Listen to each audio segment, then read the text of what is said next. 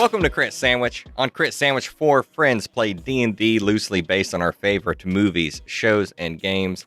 This is episode 11 of Campaign 9. We are playing Ravenloft via the plot of Jumanji. I am Casey Sears, your host, and also Thomas William Middlebury, also Hogan the Savage. With us tonight is Chuck Ventus. Hello there. I don't know why I said it like that. I'm William Middlebury, also Tolkien Thunder guy, the healer, damage dealer of the group. Also with us is Matt Popich. Good day, governor. See, now it's funny. Now it's funny. It's me. It's me, Gunny Kismet. I play Gunny Kismet, and she is being played by Lila Middlebury, the youngest daughter of the crew. And of course, our dungeon master, Robbie Ponder. Hello there. Thank you, Casey. Hello. This is episode 11. If you guys haven't listened to any of the other episodes, you are in deep. Go ahead and go back to episode 1. Last episode, you guys journeyed to the water factory and traveled across 300 feet of a zombie-infested pool to get another item that will help you destroy Strahd von Zarovich.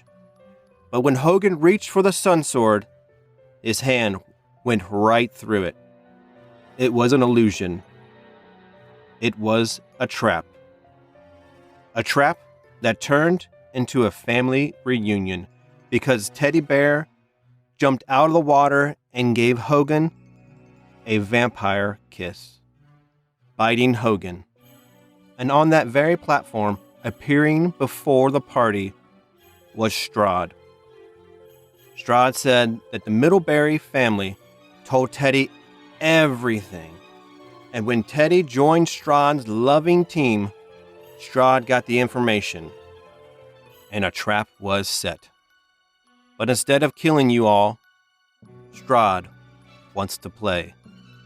And decided to test the party.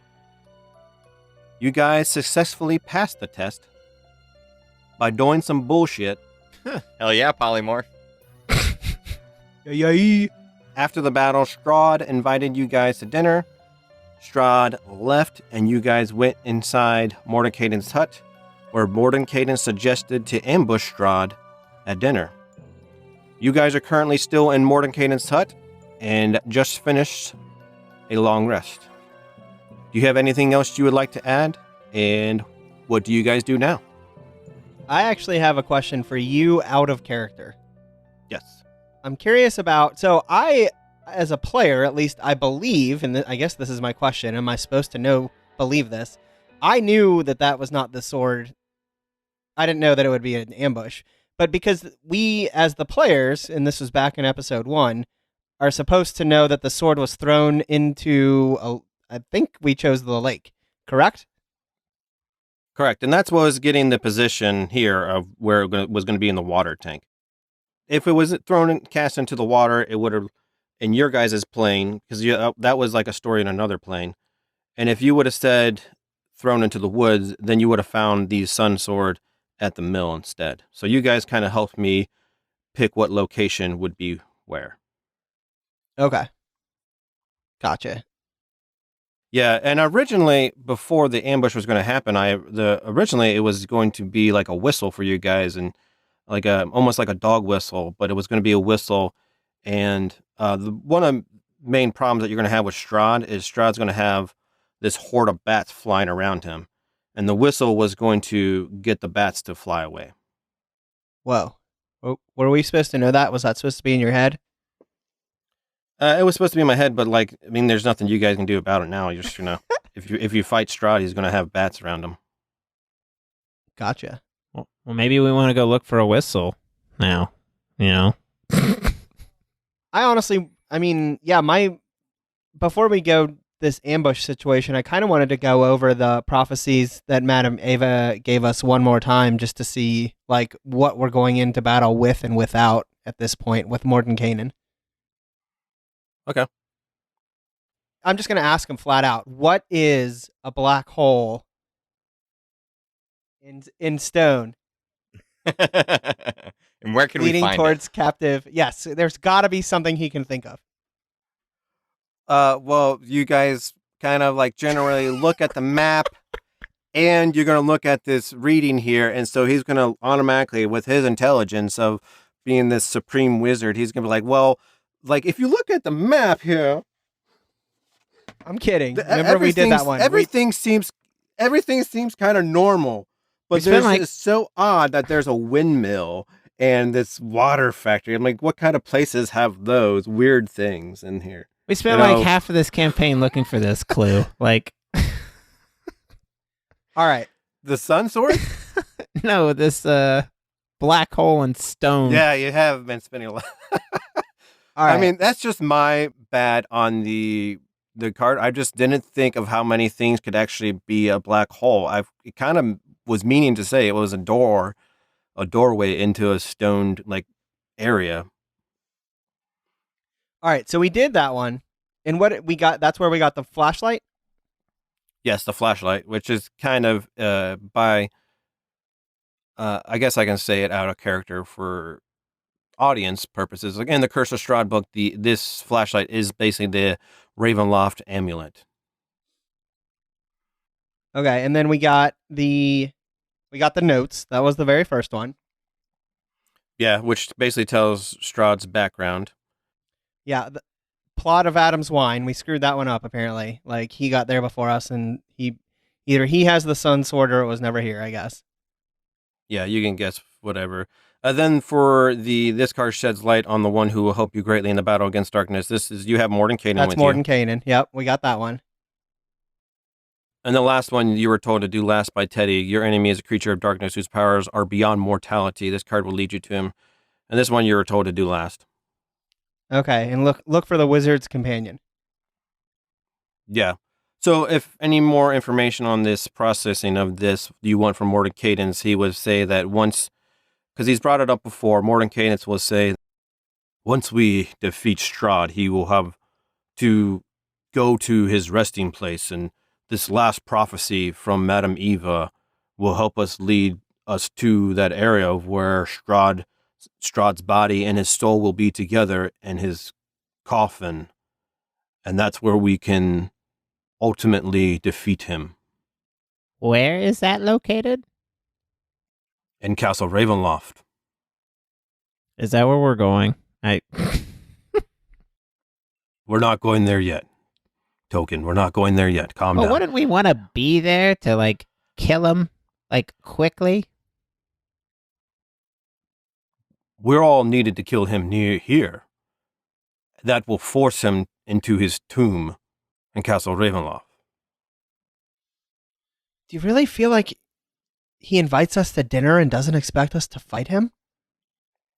Don't you think this is an ambush for us rather than by us? I don't know. Strahd does not see us as a threat without the Sun Sword. And you think we are a threat without the sun sword? Am I understanding that? I believe so, yes. He kind of knows my T-Rex move. I don't know, but I trust you. Obviously, I'm just a little bit nervous. We didn't even get a level for defeating a beholder and a Tyrannosaurus Rex. It's true. I know I can't keep this. And I have the flashlight in my hand, and I hand it to Gunny. I've got 2 bites. One more. And I'm a thrall. I'm a spawn. If I get bit, you need to hit me with this. Take me out of the fight.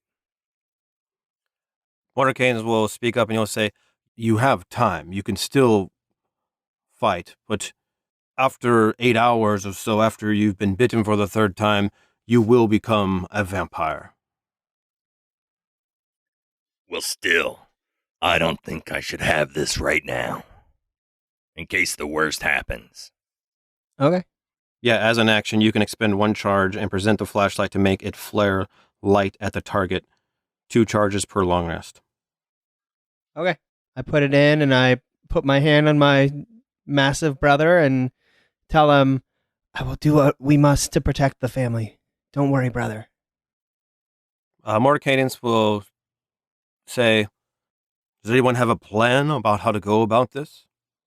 Can I make holy water? I kind of forget how to do that. I've been looking through my character sheet. I feel like I've done it before. Isn't it part of the cleric class? I think you guys already all have one, so. I was going to make some more. Chuck, you don't have anything to, like, de-vampire, like, I forget, restoration or something that, I don't know. Or do you want to, like, roll to see if there's any way to do that? Some sort of sunlight, something. What are you saying? Do I, as a cleric? Yeah, like, to de-vampire somebody. Do I have any? I mean, you can roll. Thing that can de-vampire somebody? I'm asking you to roll, man. I'm right. not going to do it. That's stupid. Hey, you're a cleric. DM. I want to know if I can search within my cleric soul to see if I can de-vampire someone as a cleric. So after someone gets bit 3 times, you want to see if you can cast a spell on them to like take one of the bites away. No, Yeah. before that. Do Yeah, go ahead. Like, even now. Even now. Oh, even now? Like, Okay, yeah. reduce Go one ahead of and his roll. bite counts. I'll roll my die. I rolled an 18, and I don't know what I would add to it. I'd say either religion or, I don't know. Religion seems good. I think we're good without a modifier. I can give you what information you want. For this campaign, you can't reverse any of the bites that's already been done to him because it has taken too long. But any necrotic damage and any damage that has been reduced to max HP kind of damage, that necrotic damage, you can cast Greater Restoration and restore it. I don't even have that spell. I was going to say 0% chance Chuck has that loaded. Yeah, it's Greater not a spell that a lot of people get loaded. What level is this? Robbie, I'm level... I don't even know what level I am. Level 8. Like... Level 8 is really high. You're not giving us levels. You think I have greater restoration? Come on, man.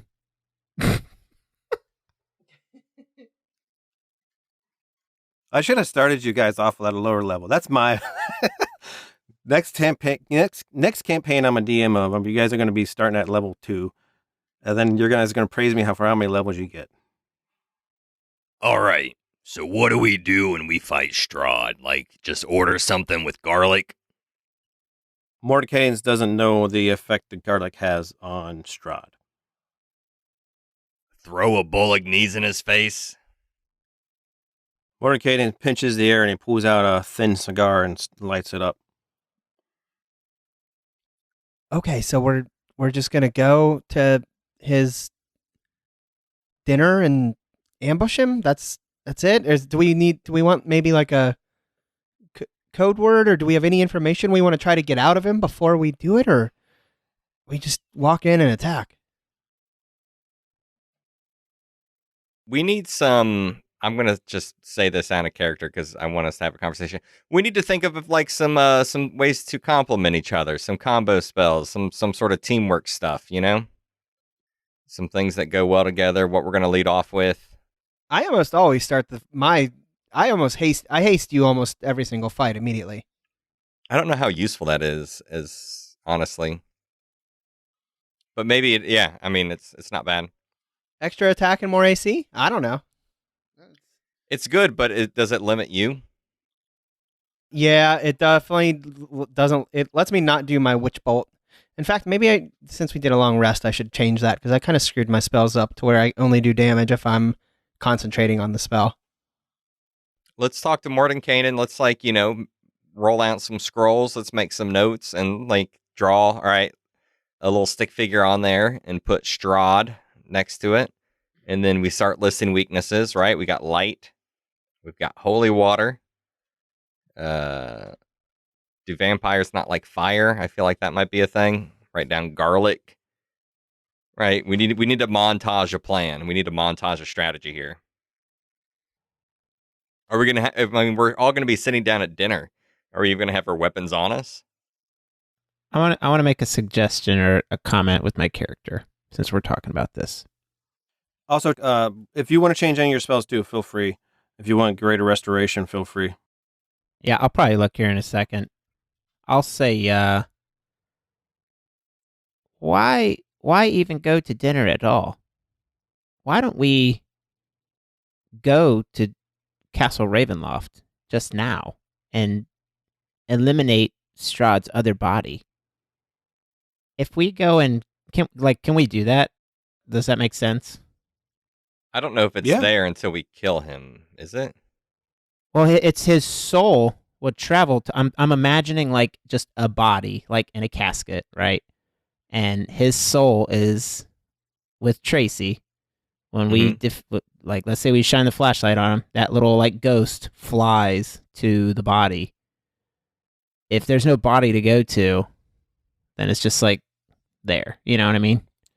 Yeah, so Mordecai's over there smoking his thin cigar, and he takes a couple puffs of it, and the cherry on his cigar grows really bright, and it reflects on his face as he takes a couple puffs of it and brings it down.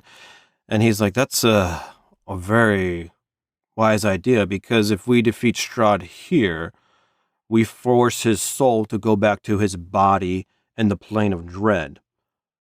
But assuming that soul has no body to go to if you destroy it, then his soul would be stuck here in this plane.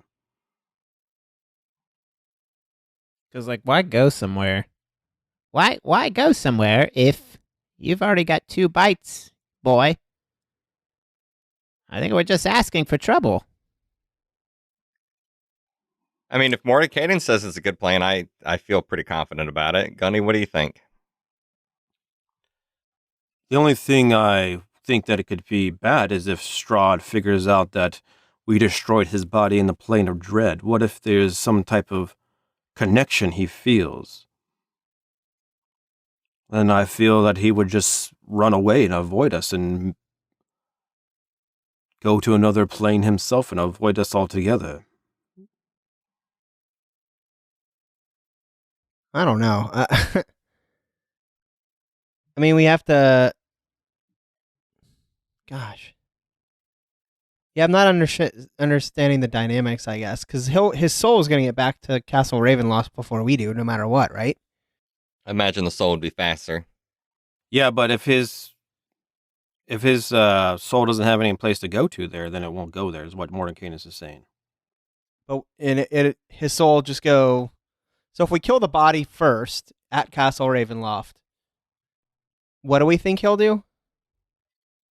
He'll just run, like using our mom's body. He'll just run away. Yeah, and avoid you guys at all costs. Yeah, But it's not like he could escape Ravenloft, right? This place that's surrounded this place that's surrounded by mist. So we could spend our days hunting. Mordecai will.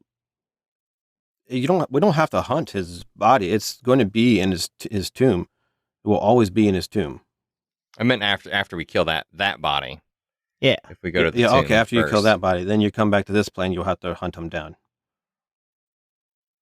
You still will have there will still be a threat of Hogan getting bit again. If you're wanting to minimize the threat of Hogan getting bit, he still has the possibility of getting bitten again. I don't really know what we can do to avoid that. I mean, other than keeping him away from vampires, you know. All right, so if we go back to the first plan and we're ambushing, what's the ambush plan? Start with the flashlight, separate Strahd from Mom.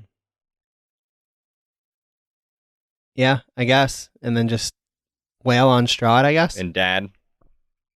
And Dad hopefully from a vampire into just Dad. Well, actually, if we hit Dad with the flashlight, would his spirit just be free? Would he just leave this realm? Which at this point, Hogan might tearfully suggest it would be the merciful thing to do. Mordecai will say that the hitting your dad with the flashlight will just do stun-like damage to your father. Because he doesn't have a body. Yeah, he doesn't have an alternate body. So it's basically like you're turning him into a body that's already dead, so he's going to take damage for that.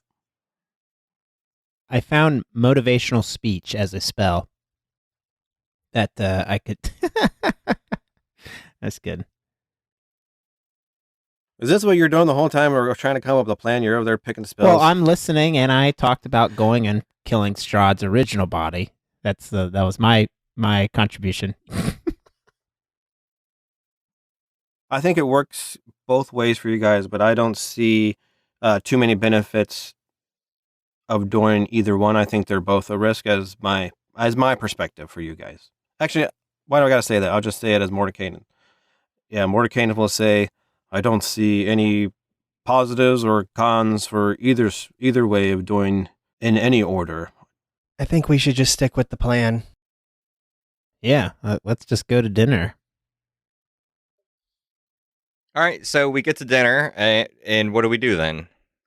Hit the flashlight first, and then, I mean, if we're sitting at a table, or do we wait till we're getting our coats at the end? Do we just attack the place and not even sit down? Yeah, where's dinner supposed to be? Do we even know that? Strahd invited you guys outside down the street. So you guys will come outside and you'll go down the street. And they're assuming in one of those business areas, one of the business buildings there, he will have dinner there for you. Yeah, Hogan, while you guys are talking and we're trying to figure out like a plan, and Hogan starts talking some strategy and stuff, but Hogan also just wants to smash. I just want to jump through that window, smash it through, flip the table over Strahd, and just slash away, taking away our mom, taking away our dad. That's no good. Let's just do it. I asked Mordekainen if there are any spells or like rituals, right? Prayers, rituals, right? This is a magical world. Can we do anything to protect ourselves? Any sort of incenses we can burn? Any sort of circles we can draw? Prayers to say? Give me a persuade. What is is it persuasion, a charisma check? Sure. 15 plus 3 is 18. Oh, nice. You gotta give us some insight to this world that you made. The power of prayer, the power of incense, the power of magical objects. How can we protect ourselves, Mordekainen? So, Matt, what does a wizard have that he can cast on people to help them? What does a wizard have? He might have. I mean, there's not many like long-term buffs in this game. He could probably like enchant a weapon or something like that, really. But yeah, long-term buffs are kind of like the new artificer class can kind of do that, but usually wizards can't. So it might just be make something up. What if I speak to the gods?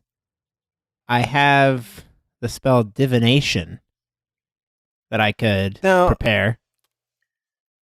I don't want to get into the religion of this campaign too much, because unless you're going to talk to the Morning Lord stuff. Well, it says your magic. Yeah, that's what I'm trying to get into. Exactly what I'm trying to get into. Your magic and an stuff. Offering put you in contact with a god or a god's servant. And you ask a single question concerning a specific goal, event, or activity to occur within 7 days. Can you cast it as a ritual, that spell? It is a ritual. That's why I was asking. You have to spend a spell slot. We can set up a little circle for you. It's a 4th level. But, yeah, I'd have to rearrange my spells if I did it. Won't Strahd leave eventually? We've already taken a long rest. Well, I was just going to ask, like, my question was going to be, where are the whereabouts of the Sun Sword, just to see where it is. If it's within Strahd's possession, then it's just like, well, let's go to him. If it isn't, then we go get that. We go get it. Well, Mordenkaiden's trying to convince us that we don't even need it. Yeah, but I think he's just like starstruck, kinda. You know, he just saw like awesomeness, and he's like, "Wow, you guys are pretty good. You're pretty good." Yeah, I don't know. Or maybe we just got lucky in that last fight. I don't know. I think we're gonna have to add an episode to this campaign, and then expect you guys to sit around. I and didn't talk this either. long. I'll be honest. Me as a player, I hate this shit. This is my least favorite part of Dungeons and Dragons. I like action. I agree. Oh, I'm trying to get us to work as a team and be smart. That's all I'm trying to do. Yeah, I mean, this is great. I love that you guys are doing this, and it's great. But like that is the thing too. I didn't think it would.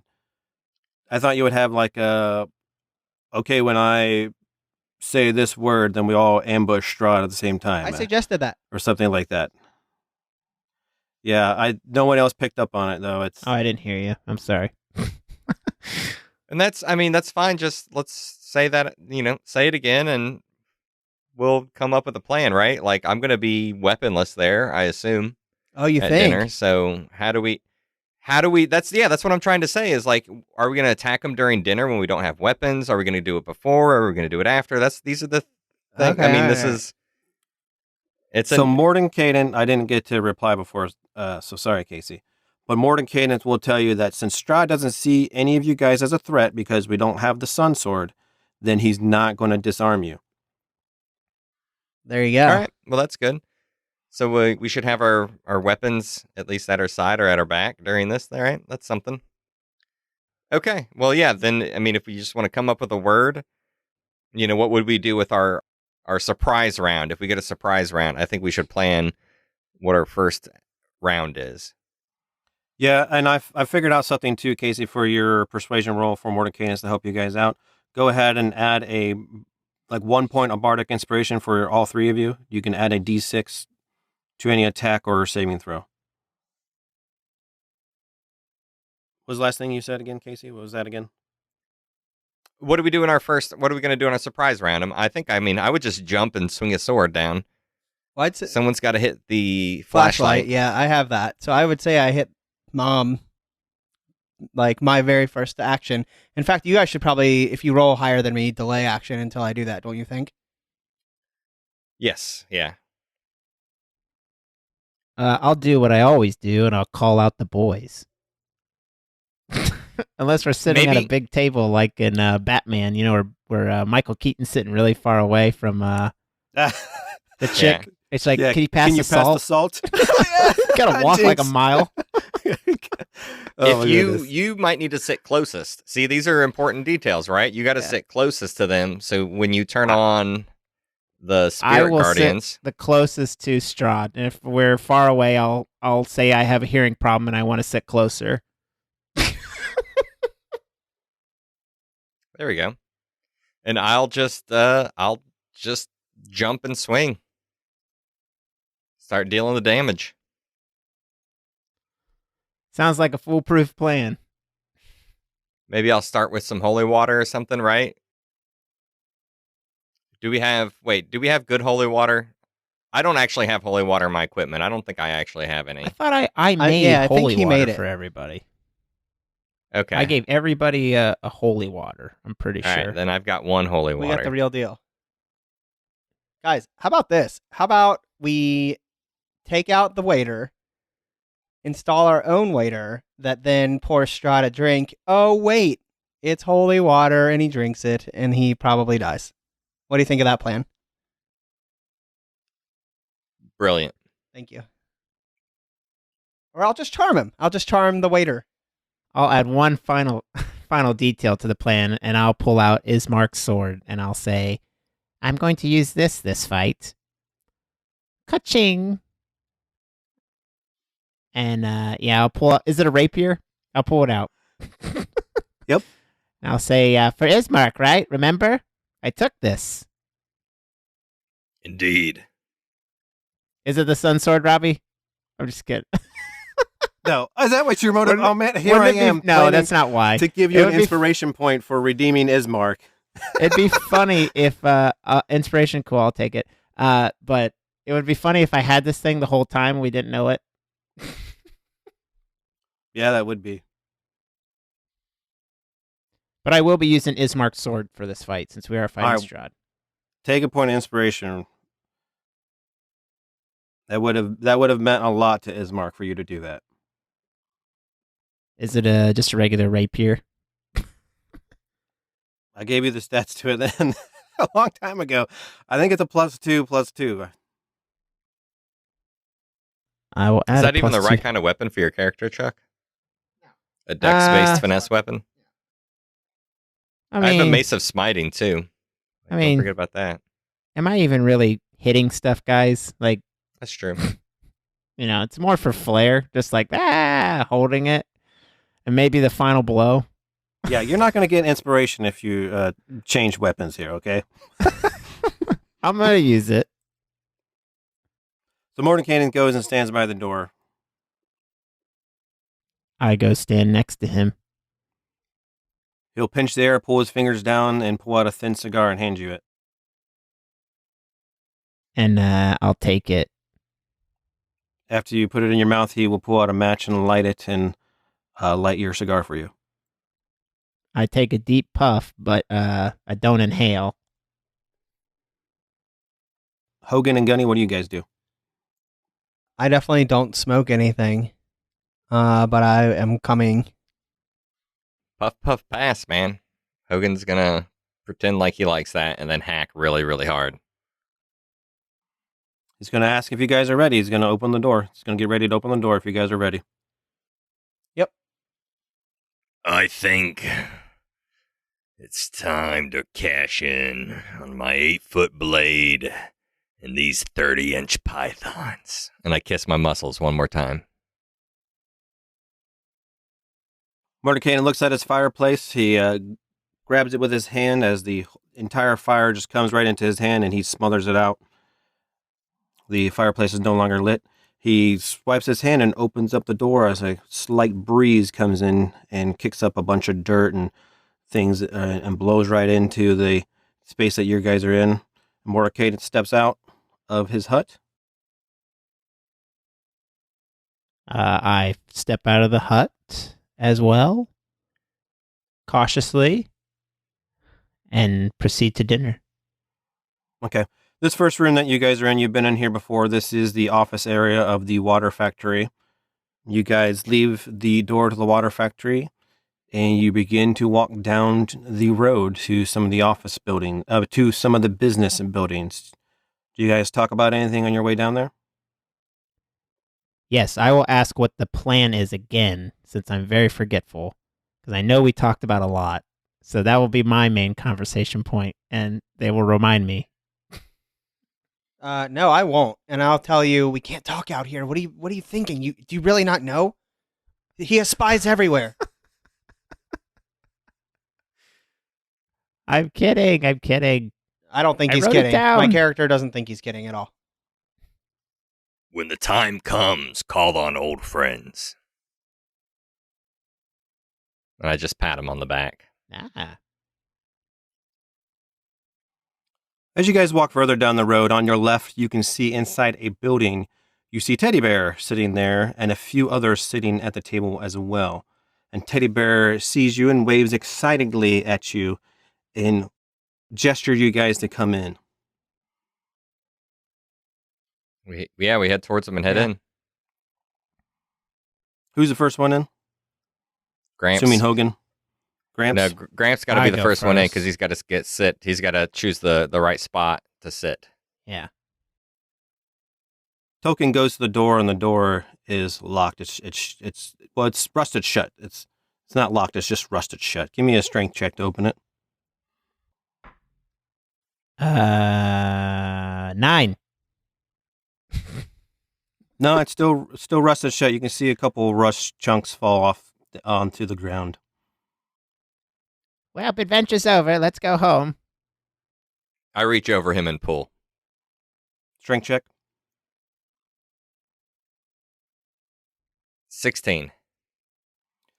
The door moves about an inch. I will make a comment like, "Oh, you pull. I was pushing." How did they get in there then? I don't understand this. After you do that, you guys hear a voice from a familiar person. That of being Tracy, a.k.a. Strahd von Zarovich. but sounding deathlier and more twisted. Allow me, the voice comes from behind you guys.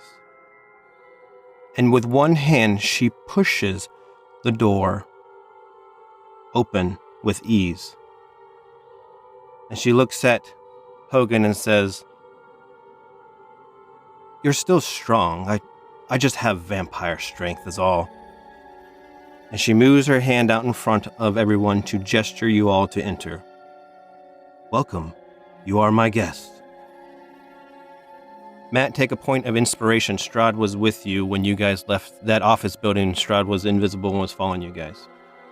Oh, Chuck. See, you almost fucked this, Chuck.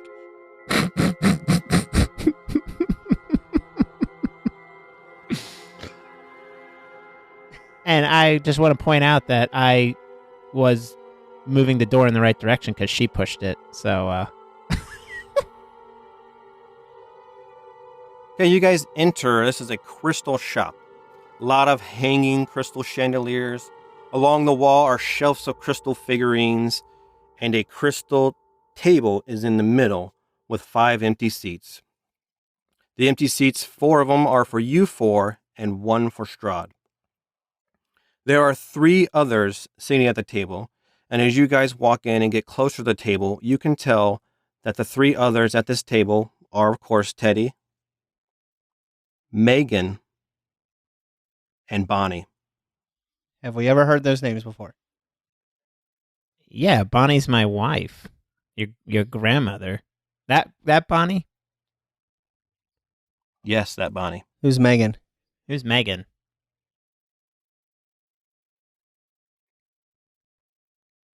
Megan is Thomas's girlfriend in the United States.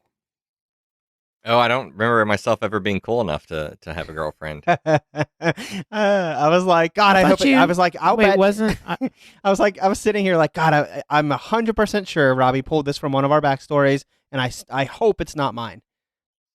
Yeah, I thought it was That's something Robin. he added to my backstory. I don't know if I added her in there, but I thought yeah, I'll you take her. added it. I thought you added it, Casey, because when episode 1 just posted for us, and I said that there was a high school prom dance of you and your girlfriend Megan.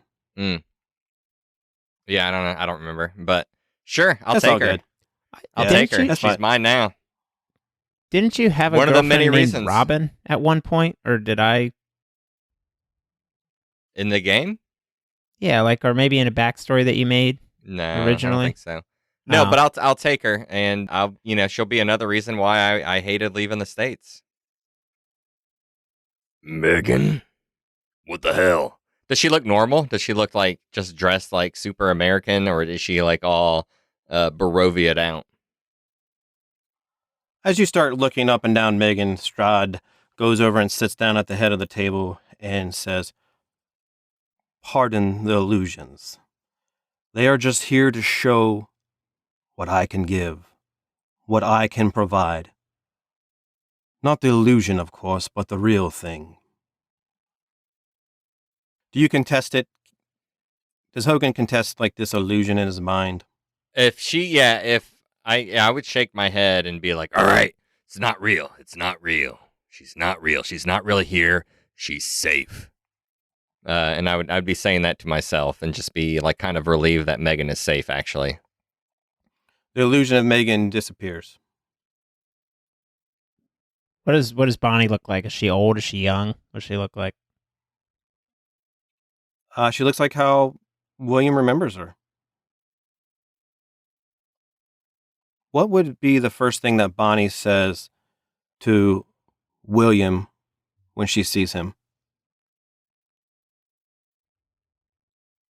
I don't know. You got a nickname for me? What's a Doc. nickname for Will? Doc? Yeah, you're a medic. She says, "What's up, Doc?" Yeah. Sure. They used to call That him could be a old Billy joke. Big Balls. Was Bugs Bunny big back? Yeah. I don't know when those cartoons Oh, yeah. were Bugs Bunny has around. been around for a long time. What's up, Doc? Well, I guess if I heard Strahd say talking and saying like that they are illusions, I would just say, I miss you, but you're not real. And you can test the illusion in your mind. Yeah. The illusion, the image of Bonnie disappears, and there's nothing there but an empty chair. After you guys sit down at the table, Strahd claps her hands twice, and out of the back room comes your server. A teenage boy comes into view wearing an apron, carrying the dinner plates and drinks for you guys, already serving you guys dinner and drinks. Casey, Thomas would recognize the server as Scotty. Does he have bite marks on his neck or anything? Perception check. That's a solid 1 there on my perception check. Hey. Scotty comes into the room, and what is Thomas's feeling of seeing this bully come in and serve you food? I kind of feel like he deserves it. If he's some sort of slave or thrall to Strahd, I'll be like, man, screw that kid. It's hilarious. He's like a mindless zombie under someone's control now. Strahd says, I went ahead and ordered for everyone. As Scotty walks around placing the dinner plates down. And Strahd says, Scotty, do you have anything you would like to say to Thomas? And she gestures her hand toward Hogan. And as Scotty's walking around setting the dinner plates down, he says to Hogan, Thomas, I'm sorry for picking on you. That day I ruined your food was a mistake. Allow me to serve you, and anything you need, just let me know. Scotty lays out on the table an American hamburger and French fries for Thomas, steak and potatoes for William, salad and garlic bread for Lila. You see a thick crust Chicago-style pizza for Gary, a rare hamburger and fries for Strahd with some blood red wine. And lastly, Lila, you would notice that Teddy's dinner, it is what you made him that morning he left before his trip. Cheesy eggs, bacon, and burnt toast. Just how Dad liked it. Teddy looks down at his food and says, This is my favorite meal, not so much for the taste, but for what it means to me. It shows me how much you love me, Lila. Of course. The layout of your guys' food is the same as it did the last meal you had with Tracy. Even smells and tastes the same. And as you eat, Strahd says, I have asked you all here to dinner to clear up some things. Things you think about me. First, I know you have my diary and have read it, she says as she looks at Hogan. Do you know why they call this my story, The Curse of Strahd? Do you know what my curse really is? Is it being stuck here? Being the land? Wrong. My true curse is that I love too much. I have too much love to give. I am a loving person. Remember the details in my diary. While I was growing up, I loved my father dearly. When he passed, my father's enemies disrespected him as they laughed at him. So I conquered my father's enemies and named their land after him. I loved my mother dearly. In record timing, I had the most beautiful castle built for her. Castle Ravenloft is named after her. She passed away before she could see its beauty. The once beautiful castle reflected my love for her. I love my brother Sergei dearly. But when he stole Tatiana from me, I gave up and learned to stop loving. Now listen, I have always been a proud person, and I'm not ashamed to ask for help when I need it. Strahd leans forward and rests her elbow on the table and points at you guys and says, I ask you now, Middlebury family, for your help. Teach me how to love again, in the way you love each other. Join my loving team, and I will give you your dreams. And we can be a family, like I have tried to do in the past. I just want to love.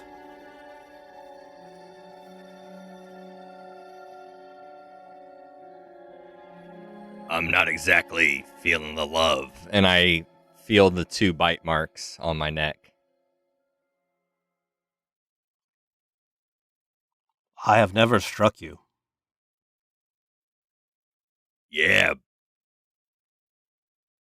My minions, yes. Yeah, but this world around you. Can I call you Mom? Feel free to call me any pronoun you wish.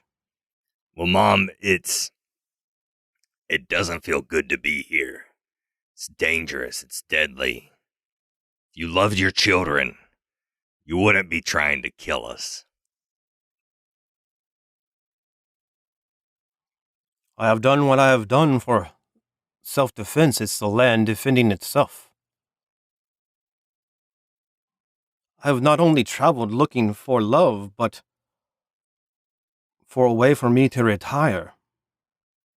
I haven't found anyone worthy to take up conquering like I have been, because they have never been family. But here, we are a family. I want to look at Mordenkainen. What is he doing around this? Perception check. 13 plus 4, 17. Mordenkainen's over there. He seems to be enjoying his food a lot and not listening to Strahd. Well, that's freaking weird. This fucker. What's he doing? What is he doing? He's like the most powerful wizard we've ever run into. That he's already fought. And he's Strahd, like useless in many multiverses, apparently. And he's just like, well, and he's there's just some good fucking steak here. He has a Chicago-style thick crust pizza. He hasn't had it in a while, I guess. So Carbon he's like up. he's going to town, going ham. What the hell?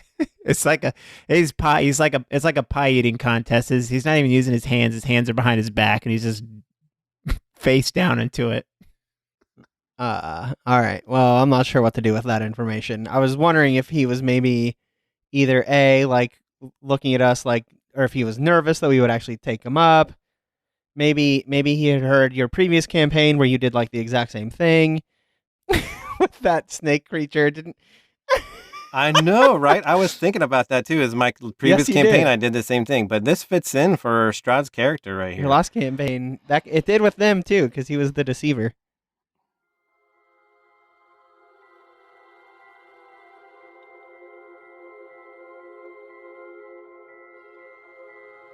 Strahd says, You have my word that I will release your mother's body when you join me. I personally like the way you 3 look at me. I can see the love deep inside your eyes. A love more powerful than any magic. A love that is so powerful it reminds me of the love that I once knew. The love that I would once share with people that I had in my life.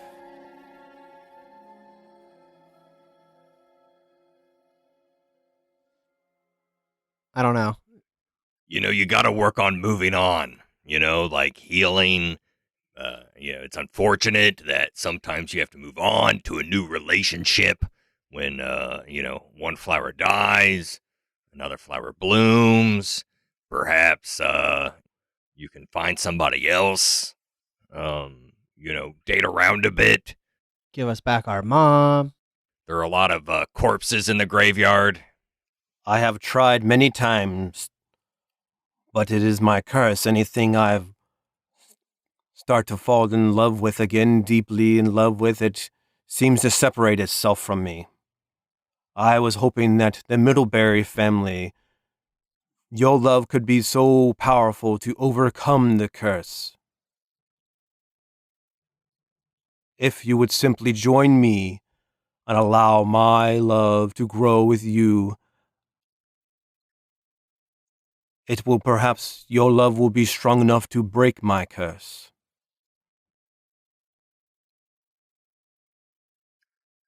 And that's where Gunny goes, we'd love to break that curse. Bam. Yep, flashlight. I'm flashlighting. All right, roll initiative. And how close were you guys to joining her? 0. 0?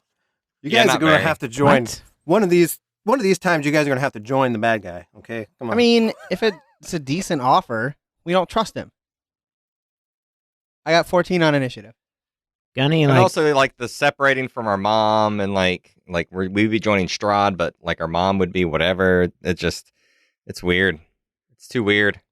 Gunny's like Han Soloing the flashlight under the table. Yes, I right greedoed. Yeah. Greedo, shoot first. I got an 18 for initiative. I got a 13.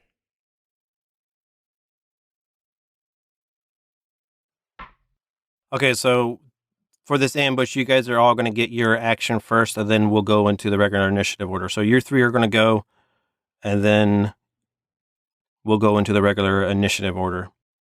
So Tolkien, you're up first in the ambush. I imagine Tolkien would have to delay until Gunny did her thing. Because we're not going to go until Gunny goes. Yes. Well, once the flat. Well, I would delay, because if we're waiting to see what kind of effect it has. Correct. So I will delay my turn. Gunny, you're up. Yeah, flashlight. On Strahd. So you shine it from underneath the table? Yup. So with this entire room being crystallized and you're using this flashlight, what does that look like when you shine this sunlight in this crystallized room and it shines straight at Strahd underneath the table? I will explain what happens to Strahd. You can just explain what the crystal effect is on the light. Well, I gotta believe it's like rainbowy all over. Yeah, rainbowy all over. I don't know why I asked you to explain it. I can just do it. So you shine the flashlight on from underneath the table, and Matt, describe the scene. Yeah. No, I'm going to do it. I'm the dungeon master. Fuck you. Yeah, I'm gonna do it. I'm you going to guys. do it. try. It's my scene. Yeah. Oh my goodness! I thought it would be cool if I was like, oh, "Okay, Matt," but then I explained everything already, and then I was like, "Matt, explain the rainbow." Yeah. Yeah. And I was like, rainbow. Yeah, it is a crystallized glass table, so you're not like really hiding anything from anybody, but it's perfectly fine. You shine it under the table at Strahd, and what goes behind his silhouette, you start shining all the light, the crystals behind there, and you see rainbows and other shines of light going throughout the room, just reflection upon reflection of the sunlight throughout this room. The main focus is on Strahd, and you see Strahd kind of tense up, like if someone kicked him in the balls underneath the table, and starts changing in to a male that is of a blackened colored, but also looking of pale, but like most of his highlights on his face and everything are really blackened. He looks like he has been a person that has been contorted by death itself. You have turned Tracy's body into Count Strahd von Zarovich. Is Is anything happening to our dad too with all this light reflecting around? The main focus of the flashlight is hitting upon Strahd, and nothing happens to your dad. Gunny just used the flashlight. Oh, do you have something else that you wanted to do? Yeah, as a bonus action, I'm going to start my singing. Okay. Tolkien, you're up. So I guess I call in the boys now, huh? This is the plan. But yeah, I thought what? Yeah. Never mind. I'm calling in the boys. Have them Well, wreck how this damn room. Yeah, I'm casting Spirit Guardians, and I'll say, "Can you pass the salt?" And all the guys come out. All my friends, all my World War II buddies come out, ready to fuck some shit up. We're just gonna shatter this whole room. Just with salt shakers and gravy boats. Yeah, you come in there and you call on your boys. They look like they've normally have looked for every time you've casted them, but this time they've looked like as if they have died and their corpse has aged 10 years. They look like they're undead zombies walking around. They're going around shattering everything that they see, shooting their machine guns, and they have their little tennis balls that they're hitting everything with as they shatter all the glass. The glass table is gone. That's been separating you guys. Teddy and Strahd are in the effect of your spirit guardians. That's a yes, Chuck. Yeah, they are. Yeah, I'm sitting right next to them. Sorry, I thought he was just saying that they were. Roll the damage. I will roll some damage. I rolled 8 damage. Not very good. Wow. 8 radiant damage. What spell level was that? So it's 3d8 for a level 3 spell, I think. Yeah, 3rd level spell. Okay. 3d8. Wow, that's a bad roll. I used the D&D Beyond roll to make it easy for the math, and it failed me. Anything else? That's it, because that's an action. Hogan, you're up. I reach behind me. I grab on to my very long crystalline blade, and I say, Rage Springer, as a bonus action. And in one fell swoop, jump up on the table and swing at Strahd. Advantage? Oh, with advantage? Yeah, I think you get advantage if you're ambushing, so. Sure. I'm going to use my, on top of... Wait, do I have to roll Bardic Inspiration before? You can do it after. Okay. I rolled a 14 to hit as my highest one. I'm going to roll my Bardic Inspiration as well. I feel like 14 is not going to be enough. Plus 5. So that's a 19 to hit.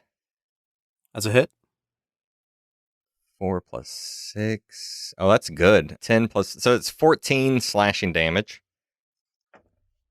And then 7 fire damage.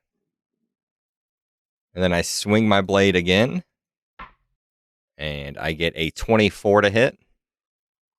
That's a hit.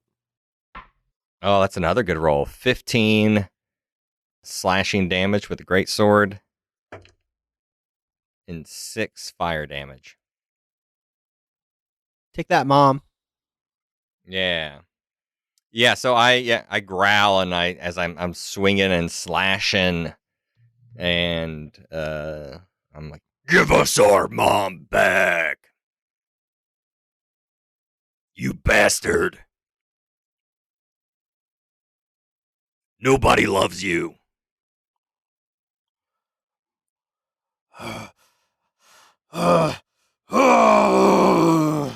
I no longer find you amusing.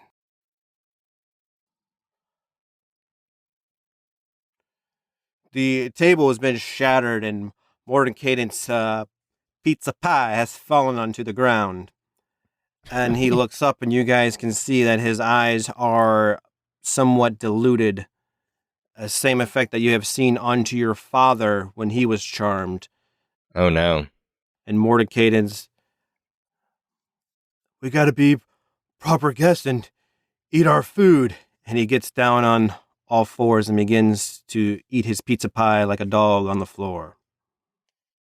Oh, no. Worthless. He was our trump card. Well, I mean, he didn't really do anything in the one fight, if you think about it. So we still got the edge here slightly. Well, I mean, do you have something that can de-charm? Yeah, I was going to try and dispel magic on my turn. I don't know. Strahd's up next. So we're at the beginning of the next round? Yes, you're at the beginning of the next round. Strahd got a 19 on initiative. Well, I guess Strahd needs to make a wisdom save and throw. Thank you for the reminder. Oh, and I'll roll damage. I'll roll that beautiful bean footage. 17. So he passes. So you'll take half the damage here once I get to my spell. You take... Wow, so I got... It's 16 damage, so it's... Strahd takes 8 damage. Okay. So let's go over the setup in the room real quick before Strahd does his turn. Just in front of Strahd von Zarovich is Hogan, and I'm assuming 5 feet past that is Tolkien. Sounds right. Matt, you haven't moved yet, so I'm going to say that you're 15 to 20 feet away. Yep. So right at the beginning of Strahd's turn, you see some of these slash marks that you've put onto Strahd, Hogan. You see some start to swell up as they heal some. And for his bonus action, he's going to call his bats to him. So everyone give me a wisdom saving throw, please. It's an 8 for Hogan. Also, an 8 for Gunny. I crit. I have a +8 for my wisdom saving throw. So you guys rolled just as well as my... Your modifier? Yeah, I crit, so 28, but... What is a crit really on a saving throw, huh? Yeah, no such thing, technically. So these bats come down and start swarming around you guys. There's shards of glass everywhere. These bats come and start circling around Strahd as Strahd stands up from the seat and has his head tilted down. These slash marks that Hogan put on Strahd have healed up some, and the bats come around and do 10 psychic damage, or half as much if you were successful. Chuck, do your spirit guardian stay up? I got advantage on this, right? Since I'm a warcaster. I rolled a 13. Just straight 13 on your die? Yeah, on my die. Yeah. Okay, so it stays up. Strahd's going to cast Synaptic Static. On me? What's happening? On who? It's an area effect. It's going to be casted on everybody. Intelligence saving throw, please. It's a 6 plus 0 for Hogan, which is a 6. I rolled a 5. 1 plus 4. 5. Unless, Matt, you counter. So you guys are going to take 13 damage from this. I didn't roll very well. 13 damage. And from now on, after a failed save, a target has muddled thoughts for 1 minute. During that time, it rolls a d6 and subtracts the number rolled from all its attack rolls and ability checks, as well as its constitution saving throws to maintain concentration. The target can make an intelligence saving throw at the end of each of its turn, ending the effect on itself on a successful. That. So basically, you're getting a D6 minus to all your ability checks and saving throws and your attacks. Starting now? Until That's you- insane. Yeah, starting now. Wow.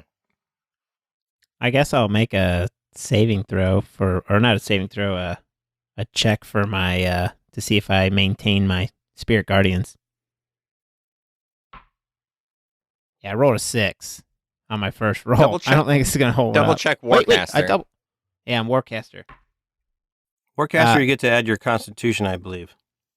You get advantage on it. Okay. I thought it You was advantage on con Constitution. saving. I You thought advantage on. you get to add your Constitution anyway. It's a DC 10 Constitution check. Right?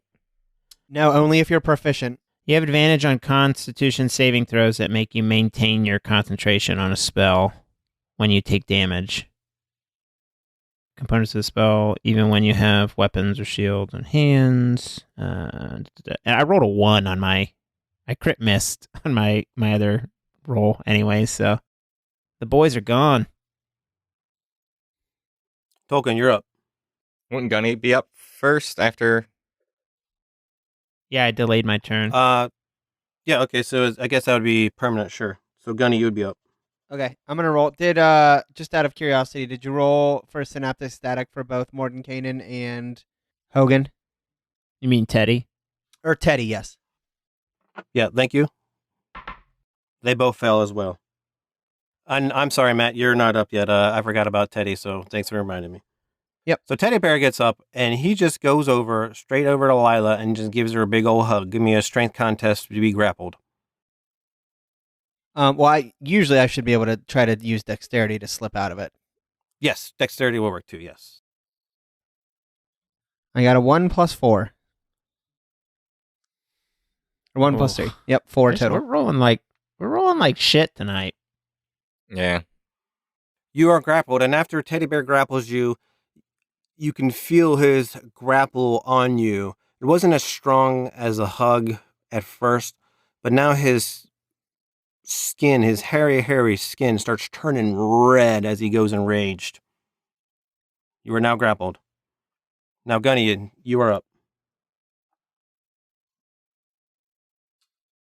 Well, wasn't really how I was gonna play my turn, but I guess I will. I'll go ahead and polymorph myself into a T-Rex.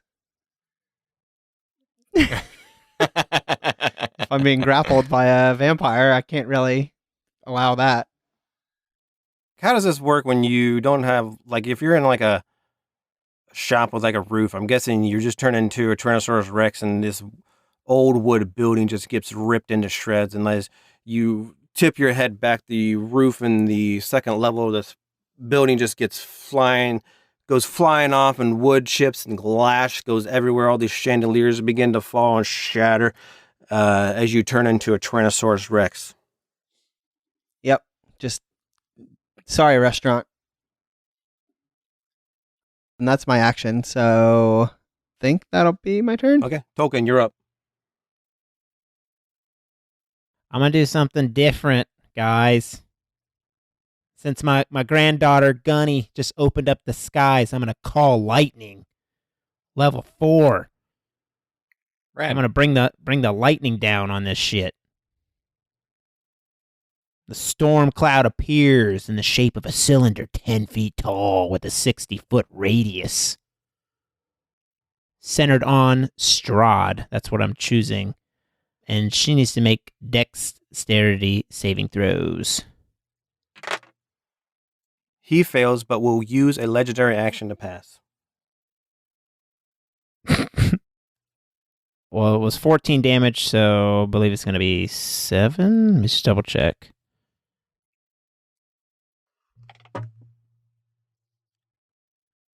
Oh, I didn't really read this, but each creature within 5 feet of that point must make a dexterity saving throw.